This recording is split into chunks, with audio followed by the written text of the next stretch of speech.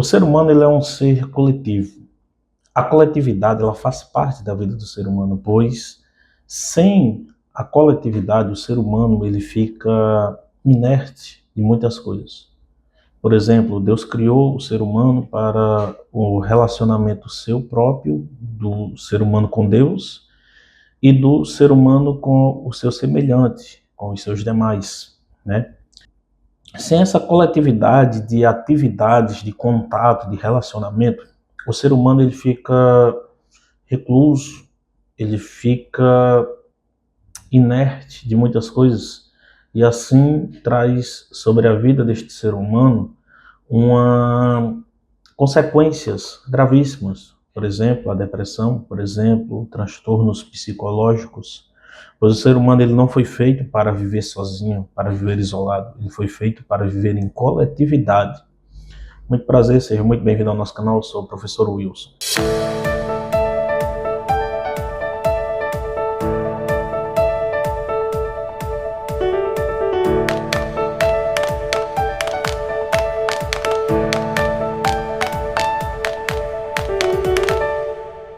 Meus queridos, nós estamos falando nesta lição de hoje sobre a lição de número 2, 12 de outubro de 2025, o corpo, a maravilhosa obra da criação de Deus.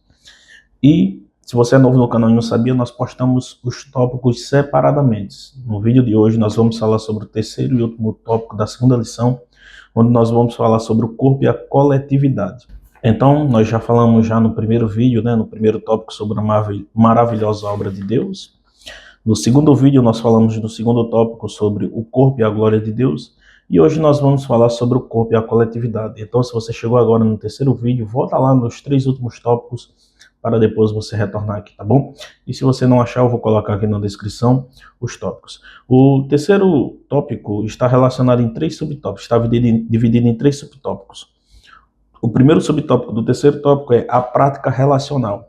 E o segundo é a prática congregacional e o terceiro a tecnologia e o culto.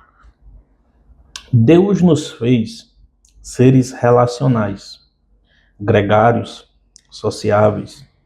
Isso está explícito na ordem de procriação e enchimento à terra, em Gênesis capítulo 1, versículo de número 28. Por isso também temos necessidades e deveres que vão além de nossa individualidade. Não fomos criados para viver isolados, social ou afetivamente, embora os recursos digitais tragam muitas comodidades para o homem moderno. O contato físico continua sendo essencial para a vida humana. Estamos vivendo em uma época em que a tecnologia tem avançado de uma forma inexplicável e os meios de comunicações digitais têm se tornado algo essencial para a vida do ser humano. Por exemplo, eu sou barbeiro e para manter contato com os meus clientes em uma proximidade maior, hoje a tecnologia, como algumas redes sociais, ela é essencial para a comunicação com esses clientes. Mas a comunicação por meio das redes sociais nos deixa isento do contato pessoal e físico, pois a coletividade, a aproximação, o contato pessoal com o ser humano, ele é essencial. Ele não pode ser excluído. Quando o ser humano ele se exclui da sociedade e ele apenas fica dentro do mundo digital, esta pessoa ela fica reclusa da sociedade e ela passa a sofrer alguns problemas. Por que, meus irmãos? Porque é essencial o relacionamento pessoal de ser humano para com o ser humano. O contato físico, ele é essencial para a vida do ser humano. Sem o contato físico, sem a proximidade física de conexão de um ser humano para com o outro, ele fica totalmente recluso. E isto é um problema muito sério para o ser humano. Por quê? Porque o ser humano ele tem que manter este contato físico. As redes sociais, a tecnologia, ela é muito boa. Por exemplo, ela nos mantém em contato com você que está aí em diversos lugares do Brasil e diversos lugares também do mundo, mas o contato físico, ele é essencial.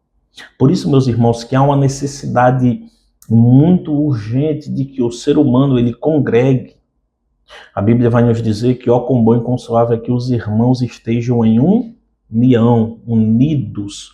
Essa união não só é uma união de relacionamento, mas também é uma união física, contato pessoal do ser humano para com o ser humano. A troca de afetos por meio de expressões corporais não é substituída pela frieza da tecnologia. Tiago qualifica a verdadeira religião e a fé viva por práticas relacionais que exigem o envolvimento do corpo.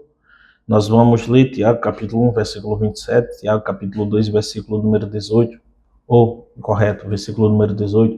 Então, meus queridos, vamos ler na Bíblia, né, para termos um esclarecimento melhor, né, acerca destes versículos e do tema que nós estamos abordando aqui neste exato momento, tá bom? Olha só, meus irmãos, o que nos fala em Tiago, capítulo 1, e versículo de número 27.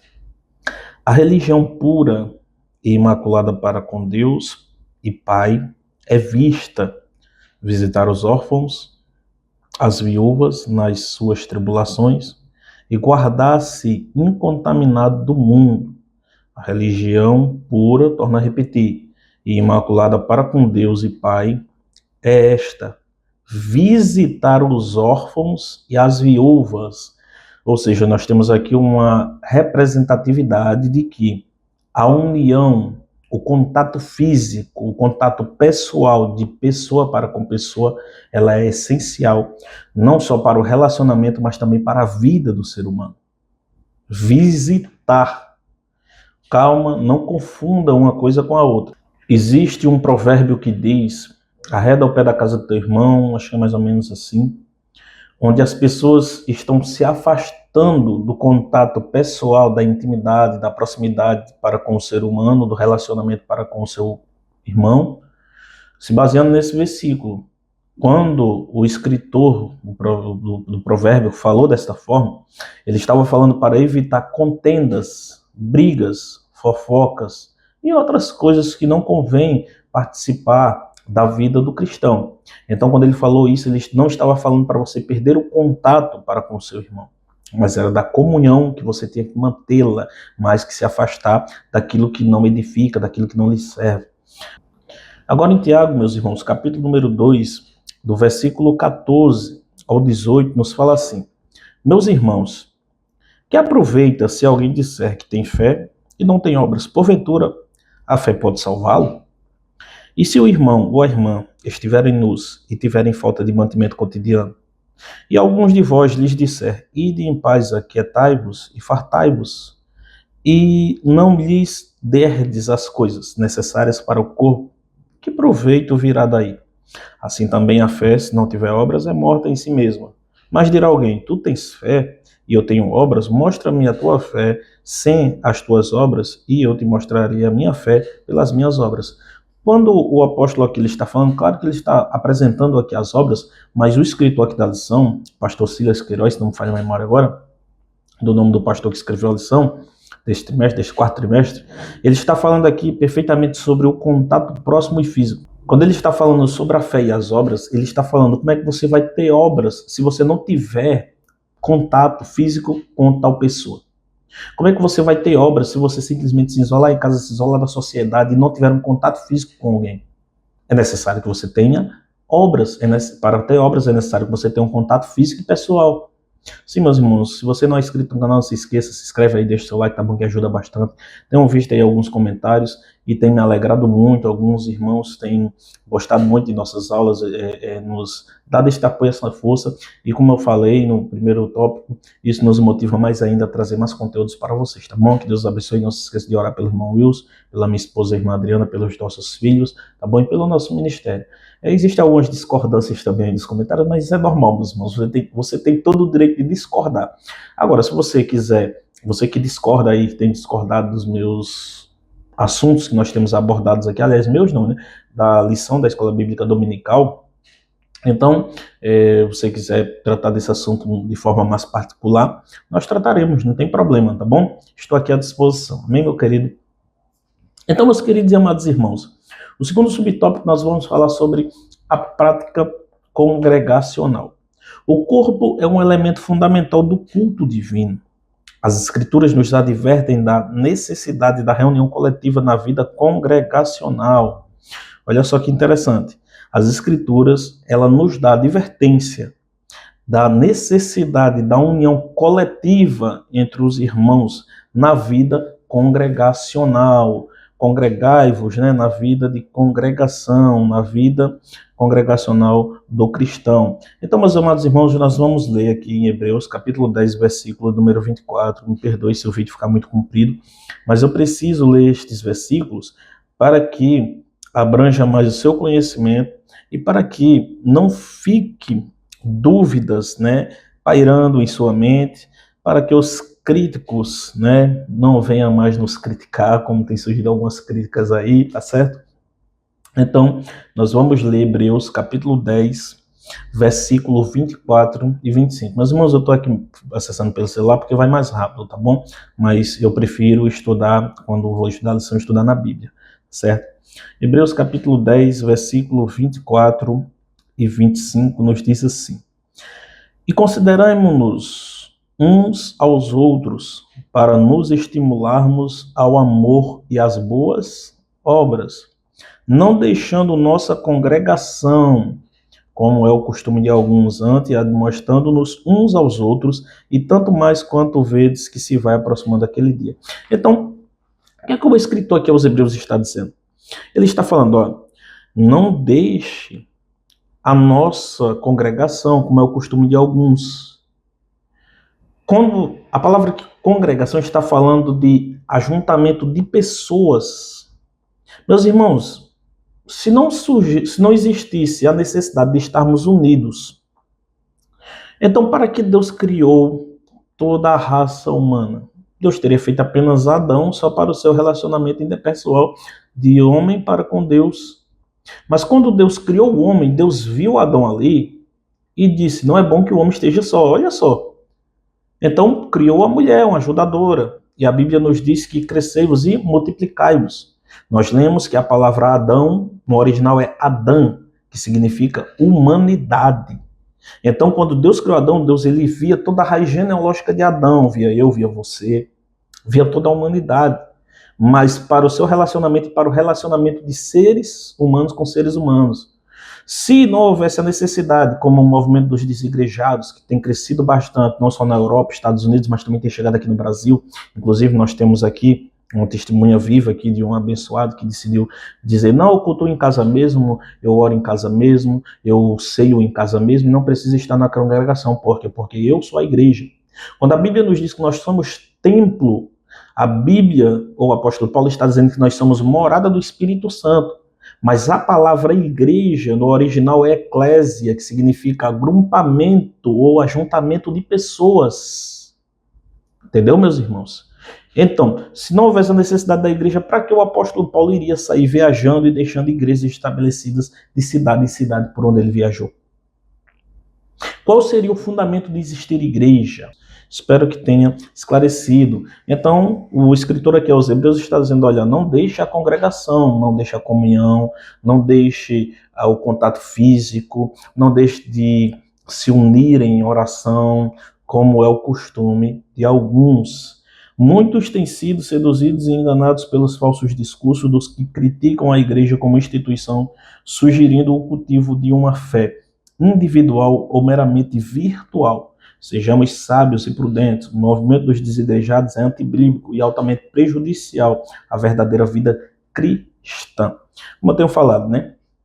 Os desigrejados aí que tanto têm surgido e crescido este movimento, também está crescendo aqui no Brasil. O que eu quero lhes dizer é que não é pecado você assistir um culto virtual. Não.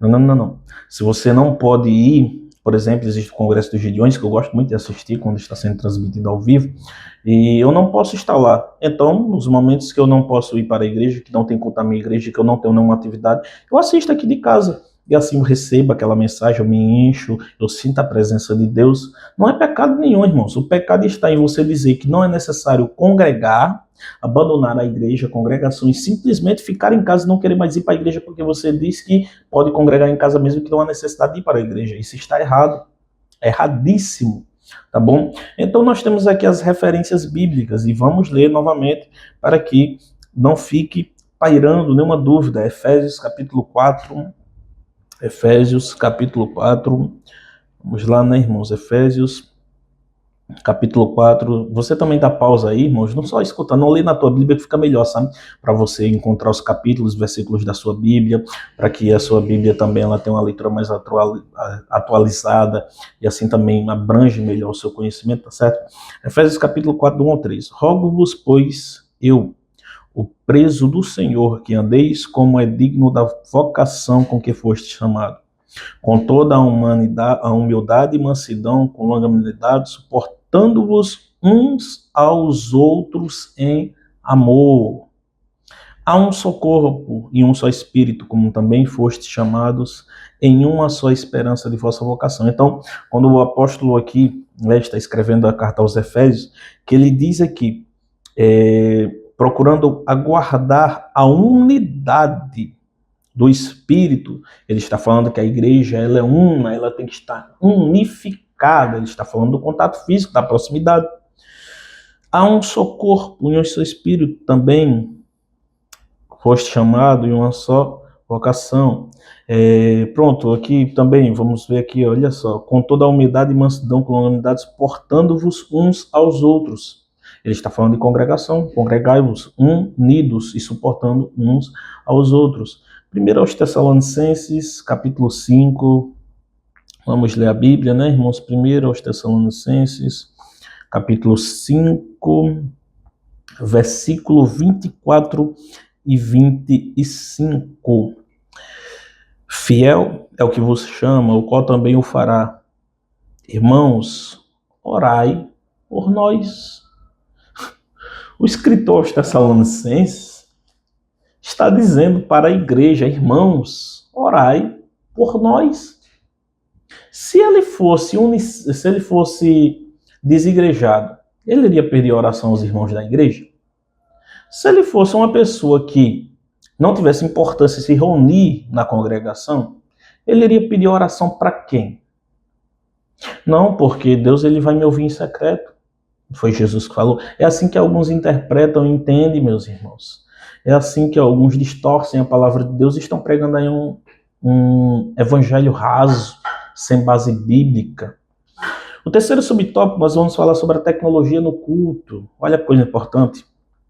O corpo precisa não apenas estar presente no templo, mas envolver-se diretamente com o culto, tanto no Antigo Testamento quanto no Novo Testamento, enfatizando o aspecto corporal intenso de adoração. Nós temos muitas referências bíblicas aqui, irmãos, e eu não vou ler, porque vai ficar muito extensivo, já é muita referência bíblica, tá certo? Segundo Crônicas, capítulo 7, versículo 1 ao 4, Salmos, capítulo 24, capítulo 27, versículo 4, 100, do 2 ao 4, Atos, capítulo 2, versículo 41 ao 47, Deus quer a expressão de todo o corpo, todo o nosso corpo em louvor ao seu nome. Salmos 156, Atos capítulo 4, versículo do 24 ao 31, 1 Coríntios capítulo 14, versículo 26, 1 Timóteo capítulo 2, versículo 8. Os recursos tecnológicos da atualidade, como drones, telões, celulares e tablets, são muito úteis, mas se usados sem moderação, podem nos distrair ou deixar inertes no culto. Até a educação secular já reconhece os prejuízos desses exageros tecnológicos. O que eu quero dizer aqui, irmãos, e o que o escritor aqui, Silas Queiroz, está dizendo é o seguinte: a tecnologia, ela não tem que ser banida das igrejas, mas ela tem que ser usada com moderação. Ela não pode tomar o nosso lugar de cultuar dentro da igreja. Eu costumo dizer que se Jesus ainda não tivesse vindo e ele viesse nos dias atuais, ele iria se utilizar dos recursos digitais, tecnológicos da atualidade para proclamar o evangelho. Por exemplo, quando Jesus ele ia pregar, normalmente ele ficava numa parte alta do monte, e os outros sentavam ali na parte de baixo para que a sua voz ecoasse mais distante quando o vento desce, e numa parte mais alta você falando, a voz ecoa e vai alcançar quem está mais distante. Até porque uma multidão de 5.000 pessoas seguia Jesus. Quando Jesus ele chamou a Pedro pela primeira vez, ele subiu sobre o barco de Pedro, ficando numa parte mais alta em um lugar de destaque. Compreendeu, meus irmãos? Como se Jesus estivesse vindo nos dias de hoje, ele iria usar os recursos tecnológicos que temos para pregar o evangelho, como caixa de som, como a internet. O que eu quero lhes dizer, e o que o escritor Silas Queiroz aqui está dizendo, é que os recursos tecnológicos eles são importantes, mas não pode tomar o nosso lugar no culto. Por exemplo, uma festividade. O que mais se vê é gente tirando foto, postando foto, filmando, gravando, grava o vídeo o culto todo, no momento de adoração, no momento de louvor, aquele momento contagiante da pregação da palavra, e simplesmente essas pessoas deixam de adorar para capturar e registrar o momento. A tecnologia, ela é essencial, mas ela também é prejudicial. Até nos meios de educação secular já se conhece o prejuízo desse exagero tecnológico. Por exemplo, meus irmãos, o celular hoje, as redes sociais, a tecnologia, os vídeos das plataformas digitais, que eu não vou aqui citar nome nenhuma, pois não somos patrocinados, e ainda que não queria também, não quero, né? Mas algumas redes sociais, hoje, a criança, ela começa de pequenininha ali nas redes sociais, e isso vai trazendo isso vai lhe prejudicando e lhe prejudicar futuramente. Porque ela tira o tempo da imperatividade, ela tira o tempo da criança estar se divertindo na rua, e ela produz dopamina. A dopamina é o ativo pessoal do nosso cérebro que produz o prazer. E esta dopamina, antigamente, ela era gerada, ela era produzida no nosso corpo mediante as atividades que nós tínhamos. Quando criança, estávamos brincando nas ruas, agora não, agora a criança quer estar jogando videogame pelo celular ou vendo vídeos. E existe um choque de emoções. Por exemplo, ao mesmo tempo que você vê um vídeo de uma piada, passa e vê um vídeo triste de alguém maltratando um animal, maltratando uma pessoa. Depois você vai ver outro vídeo de emoção, vai lhe trazer uma nostalgia de um sentimento passado. E isso é um choque de sentimento. E conforme você vai usando, vai produzindo dopamina, vai calcificando a sua glândula pineal, e o tempo vai passando que você nem percebe. É por isso que tem pessoas que deixam, principalmente mulheres, deixam o feijão queimar.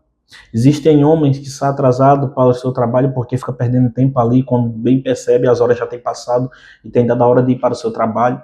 Assim é no culto, pessoas que deixam do culto lá para ficar nas redes sociais, não só postando a imagem do culto, mas também conversando coisas sem sentido e sem anexo. Meus irmãos, isso não pode acontecer. Não pode acontecer de jeito nenhum. Então, o que eu quero lhes dizer é que o uso da tecnologia nos cultos, ela é essencial. É sim. Mas também ela é prejudicial quando usada com exagero. Não deixemos de usar os recursos tecnológicos, mas que sejamos moderados no uso dos recursos tecnológicos da qual nós temos hoje, amém? Até porque, irmão, se não fossem os recursos tecnológicos, você não estaria me ouvindo neste exato momento, tá certo? Então entenda, eu não estou dizendo aqui que nós devemos abster-se, tirar, excluir os recursos tecnológicos, não. Nós temos que manter um controle sobre os recursos tecnológicos que nós temos, sobre a tecnologia que nós temos ao nosso favor hoje, usá-las ao nosso favor e não para nos prejudicar. Meus queridos e amados irmãos, chegamos à conclusão da lição de número 2 da Escola Bíblica Dominical, Corpo, Alma e Espírito, e concluímos esta lição. Então, lhes aguardo na lição de número 3, 19 de outubro de 2025, onde nós vamos falar sobre o corpo e as consequências do pecado. Que Deus abençoe. Até o próximo vídeo, em Cristo Jesus.